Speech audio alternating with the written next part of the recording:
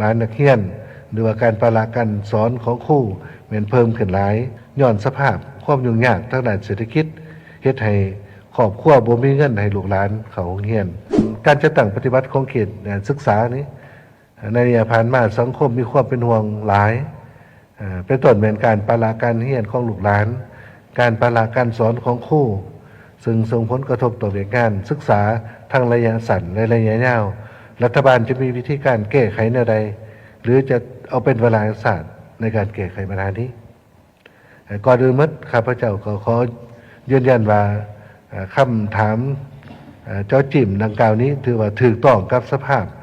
ที่เกิดขึ้นตามความเป็นจริงในปัจจุบันในสังคมลาวของพวกเราซึ่งการประละการเรียนของลูกหลานนักเรียนหรือว่าการประละการสอนของครูเหมือนเพิ่มขึ้นหลายเริ่มแต่มีการระบาดของพยาธิโควิด -19 ย่อนหลายสาเหตุแต่ข้าพเจ้าเห็นว่าสาเหตุต้นต่อจำนวนหนึ่งอันที่หนึ่งมันย่อนผลพวงจากการระบาดของโควิด -19 สองมันย่อนสภาพความยุ่งยากทางด้านเศรษฐกิจเฮ็ดให้ครอบครัวบ่มีเงินให้ลูกหลานเข้าโรงเรียนสามมันย่อนปัญหาการเฮ็ดเวียกเฮ็ดงานท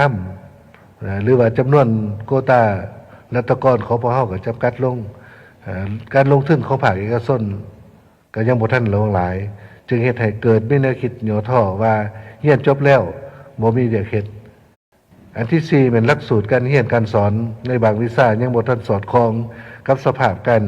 ขยายตัวของเศรษฐกิจตัวจริงเฮ็ดให้บ่สามารถประกอบอาชีพภายหลังที่ได้เรียนจบแล้วต่อสภาพการดังกล่าวรัฐบาลยามใดก็ให้ความสำคัญของหน่วยงานการศึกษาโดยเฉพาะเหมือนการพัฒนาบุคลากรให้มีความรู้ความสามารถและมีคุณสมบัติเพื่อพัฒนาและปกปักรักษาประเทศชาติของพวกเราปัจจุบันนี้ถึงว่าประเทศพวกเราพบความยุ่งยากทางด้านเศรษฐกิจการเงินแต่รัฐบาลก็ได้พยายามค้นคว้ากำหนดนโยบายและมาตรการเฉพาะหน้าและยาวนานในการแก้ไขการขาดแคลนครูสอนการประละการเรียนของนักเรียนซึ่งในมีมติเด็กที่ศูนย์เก่าของรัฐบาล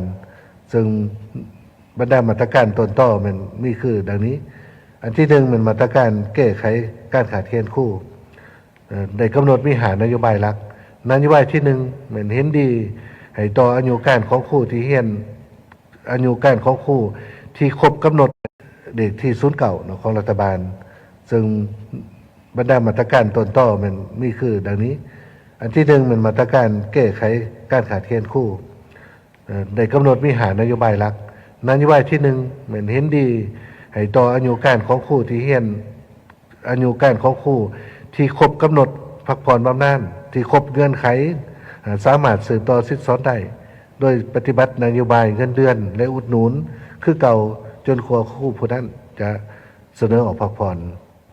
อันที่สองเหมือนเห็นดีให้ผู้ที่เคยเป็นครูสอนที่เฮ็ดเวียกในแขนงการอื่นเมื่อบำนาญแล้วก็สามารถสืบต่อเป็นครูสอนได้โดยปฏิบัตินโยบายเงินเดือนและเงินอุดหนุนในตำแหน่งสุดท้ายในเวลาผู้เกี่ยวออกบำนาญอันที่สามเหมือนเห็นดีให้ปฏิบัติเงินอุดหนุนประจำเดือนให้แก่ครูอาสาสมัครตามสันขันเงินเดือนตามระดับการศึกษาของผู้เกี่ยวที่ได้เรียนมาและนโยบายเงินม่วงสอนอุดหนุนม่วงสอนก็คือกับให้คือกับครูที่เป็นราชการ